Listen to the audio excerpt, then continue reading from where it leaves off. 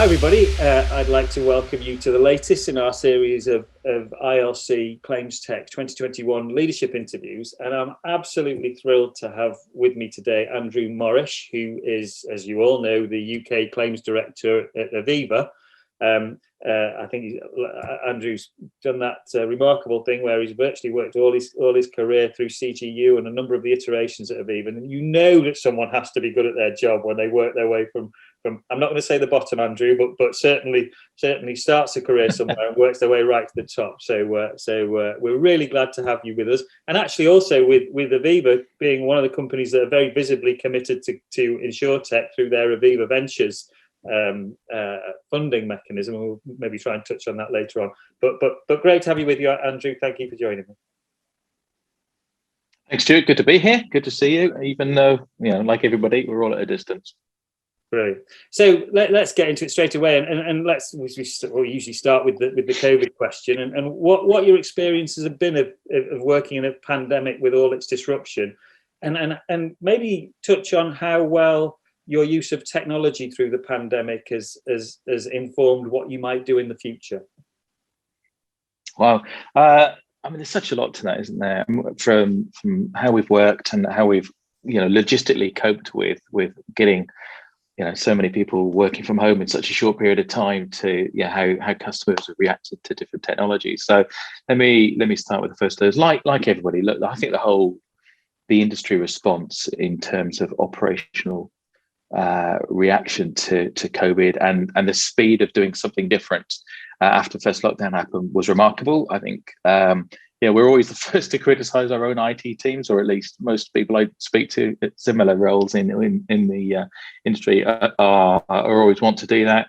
But I think the speed with which we've got everyone working from home, largely continuing non-disrupted, and we were really proud about the fact that our customer service has remained consistent. Everything stayed open. We haven't forced customers down one channel or another and said you can't ring us anymore. So to be able to do that with the speed with which we finally did it was great. Now, I think as we reflect on it now, clearly we've learned how do you operate virtually, how do you keep staff connected and engaged and clear about everything that's going on. We may want to touch on this a little bit more. I think there's a massive burden on leaders, right? Leaders at every level, right, within organizations, as we've learned through this. There always is, but first line leaders and their role in keeping their teams connected, technology or no technology, has been, I think, really, really well tested. And again, this isn't just an Aviva thing. I think routine right across the industry, we have seen leaders, and some of them are not terribly senior people, just pull teams together and keep people connected. When we know a lot of the people we employ and to look after our customers and our suppliers, they're not massively senior, they're not hugely well paid. Most of them may not have brilliant office space at home to work in, but they've responded brilliantly. And I think the way that our leaders have kept everyone connected has been superb.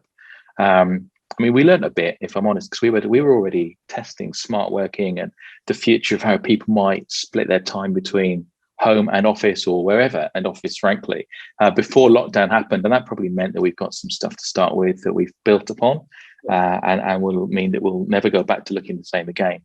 From a technology point of view, we were already seeing customers move pretty heavily towards digital solutions. This isn't a secret, over 50% of Aviva's motor insurance, consumer motor insurance customers report their claims online already. So actually, we think that the work we had done to build digital claim solutions for customers meant that there wasn't a huge spike. We've seen some of the industry graphs, but it looks like it's an inflection point. It just continued what we were already seeing, if I'm honest. And to be able to rely on that, if you remember first lockdown, it was hot on the heels of the floods and the bad weather of February 2020. And without digital solutions and self-managed claim solutions, it would have been difficult, I think, to think through how could we have gone from a major weather event into a lockdown into sustained and pretty high levels of customer service. Without digital claims, I don't think we'd have seen the same level of consistency around that. I think the point you make around leadership is fascinating, and actually one of the themes that are developing around these discussions and all the discussions that we're having around ClaimsTech in ILC is it going to replace people? And actually, you're the first person who said that it has highlighted the importance of leadership and leadership skills around operational solutions post technology being implemented. That's really fascinating, and I guess does swim against the tide of, well, we're going to take cost out of the organisation, we're going to reduce our expense ratio and all that kind of thing. Have you got any examples of how that's worked really well in claims in terms of leadership? Yeah, I mean, I think, no, let's not kid ourselves. We all work in organisations and in an industry where we want to be increasingly efficient and effective and reduce our operating costs. So I'm not saying that's not an imperative, because it absolutely is. Of course, it's easier to do that in an organisation that's growing, which has been our experience over the last 12 months or so. So that's been great. But so what did we see? I mean, I talked about digital claim solutions.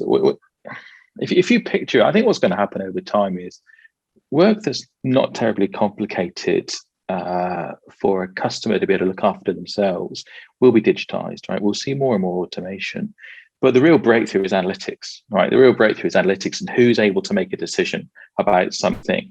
And the further you go up the claims pyramid, if you like, of complexity and value, it's so difficult to picture, right, how an algorithm or a piece of analytics code is going to make really, really complicated decisions for unique events. And people are just fantastic at doing that, particularly when it comes to, I don't know, responding to vulnerable customers or spotting the emotional needs of somebody. Whereas, increasingly we're saying, well, the things where you don't need that human instinct to be able to do it, then we'll plug better decisions into those kind of solutions than we've seen in the past, so we can free our people up to do the more complicated, more interesting stuff, the kind of things that people really got into insurance for, if they deliberately got into insurance in the first place. And we'll all have examples of, I don't know, total loss tools or what else would we say? There's an extent to which bottom end claims management, if you can get all of the fraud detection and customer identification, all that sort of stuff, right, you can turn it into a retail shopping experience, right, for the really bottom end stuff. And that's way better, right, for a customer than somebody who feels like they're investigating them, right? And we free our people up from those kind of claims, because a customer wants to say, look, I'm used to managing my car hire or booking stuff to happen myself anyway, whether that's Sainsbury's or whoever, coming around and delivering my shopping. Why wouldn't that be true, right, of what we see in things like, your own logistics of getting your hire car, your car repairs, all that.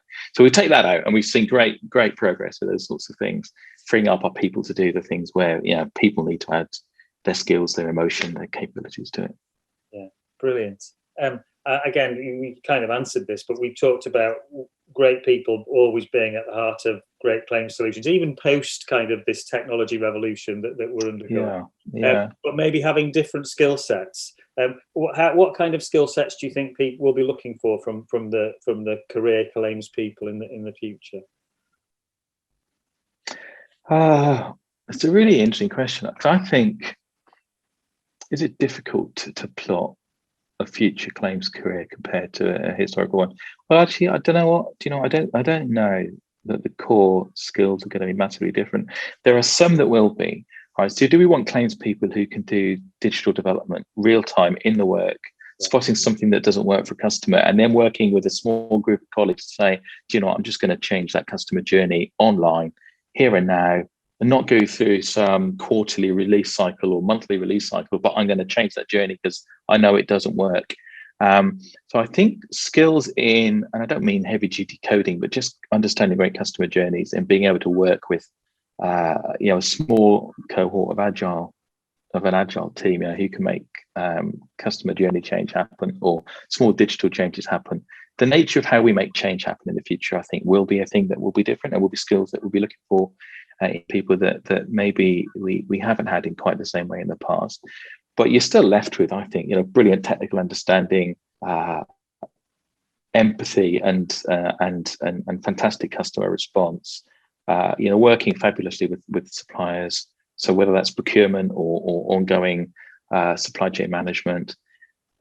Look, whether we like it or not, we need more and more people who understand risk. And I don't mean the nature of insurance risk, but risk in the governance, regulatory, conduct sense, there is a dialing up of skills in everyone's job around that looks different to where we've been in the future. But at the heart, great people understanding customer problems, applying solutions that deal with them, if so efficiently that customer doesn't have to put in any effort to it. That's no different, right? That's no different to where we would ever have been. No, brilliant. So looking at sort of innovation in your claims solution, Aviva is known for its commitment to developing great solutions for its customers.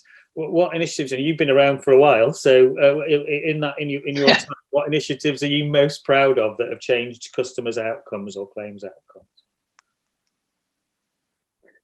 Well, they haven't all been technological, I don't think. I mean, the fact that we see more and more customers moving to digital claim services, we've always had a strategy that will build solutions that customers want. And if I'm really, really honest, I think there's still many schools of thought around this.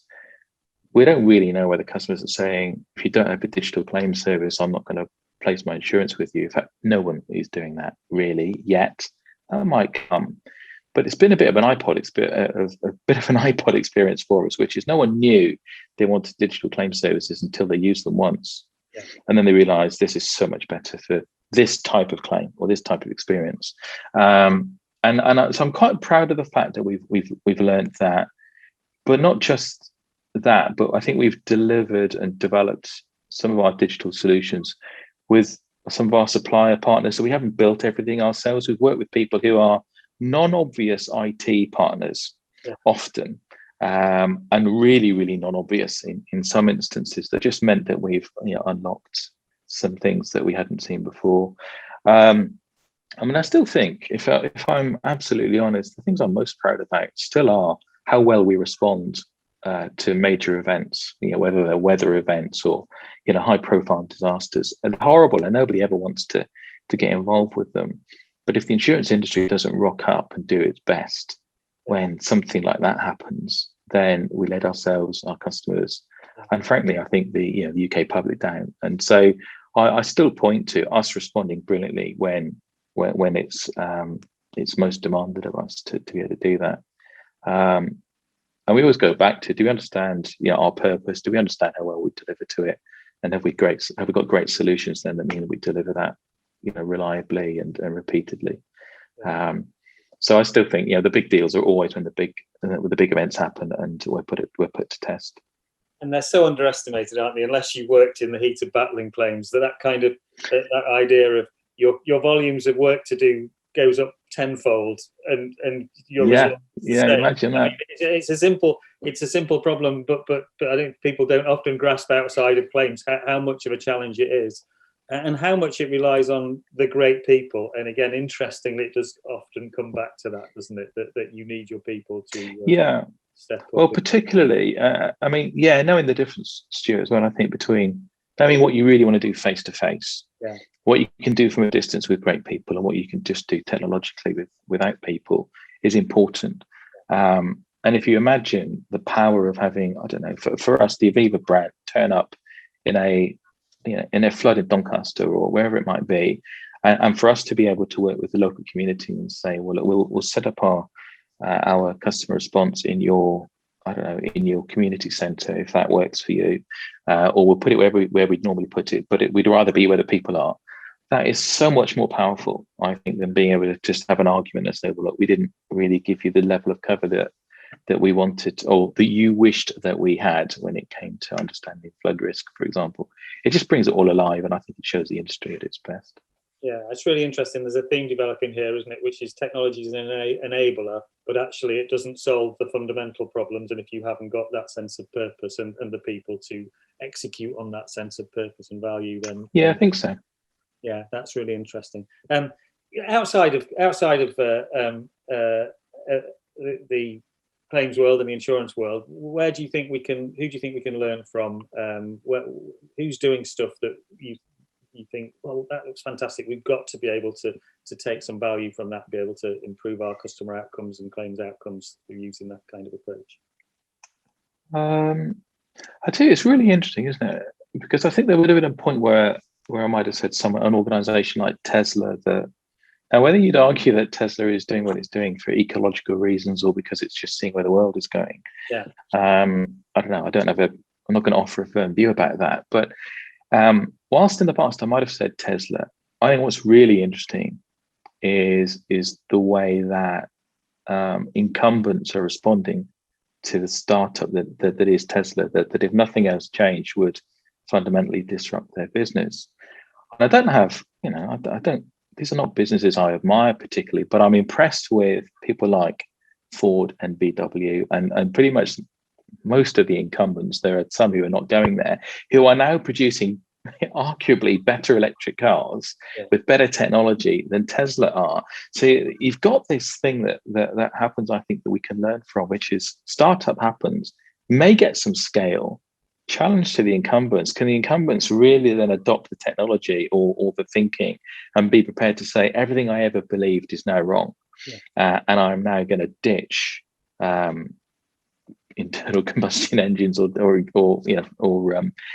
tried and tested powertrains for things that are different, but having been proven by a startup that I wished would have just died a long time ago because it was always going to eat my lunch to some extent or another. So it might be a kind of a waffly answer, but I'm quite impressed with the way that almost pretty quietly some of the big incumbents are responding to threatening startups, not to take them out of the game necessarily, but to say, look, we've got brand advantage over you guys. I know I've also got to change my thinking because I can't just do what I've always done. And I think there are some important lessons in that for us.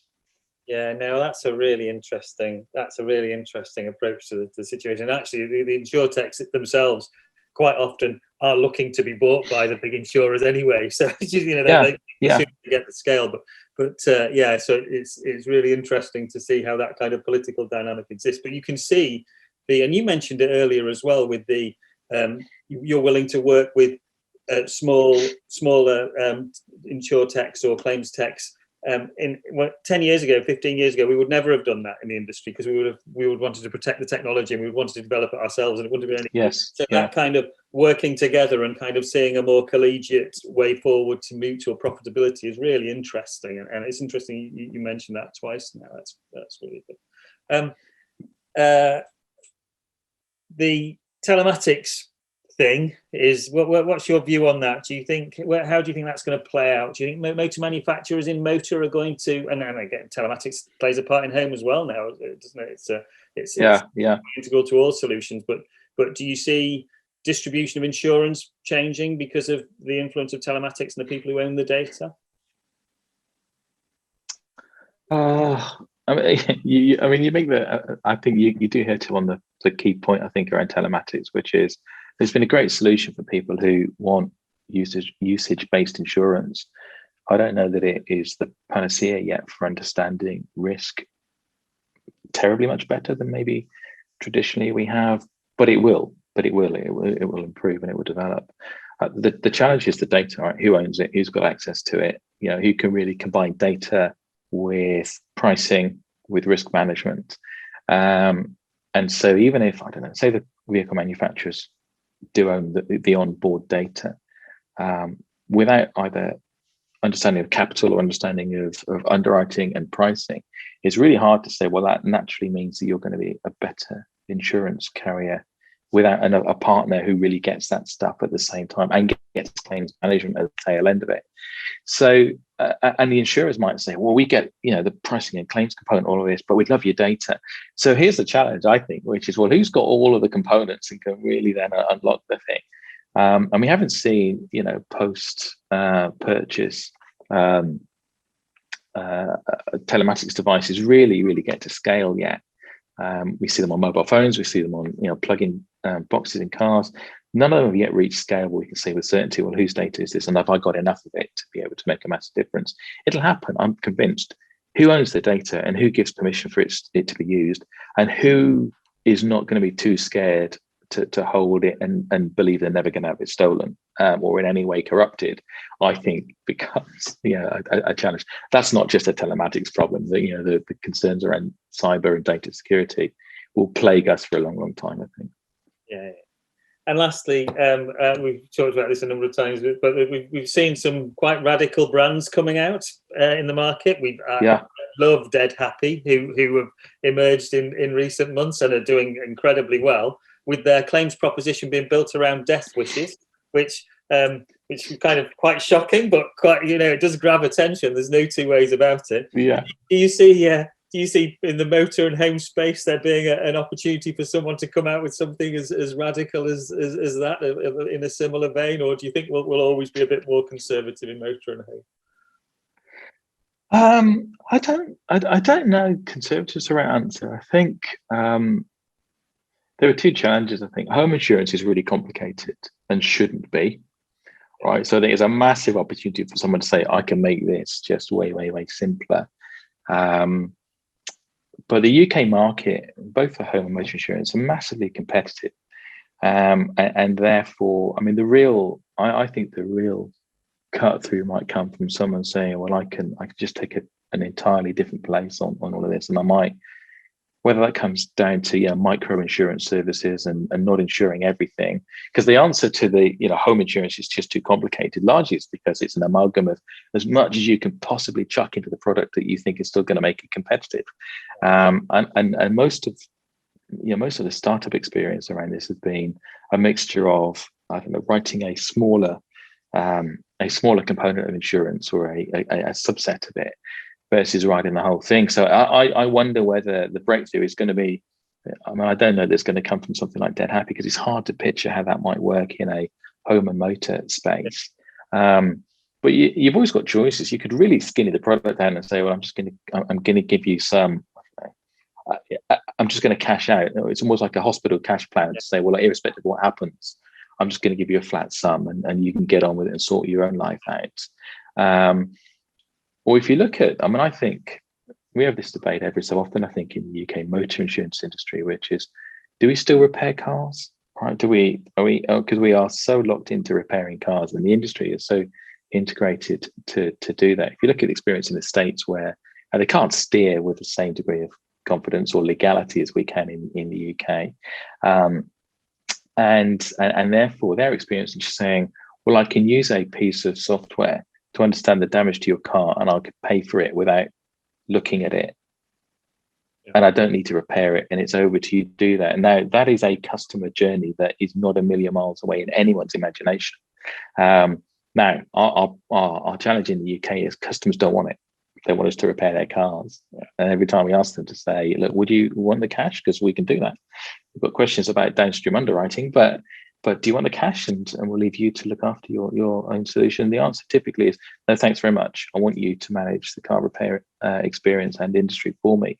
So I think it probably will come back to what's going to be a breakthrough proposition for customer that looks a bit different. That might disrupt the entirety of what we've become, because what we've become is pretty big, and that you can then run some sort of, or wrap some sort of product solution around. Because the customer delivery of any of these things is no longer difficult to envisage, I don't think. Andrew, that's fantastic.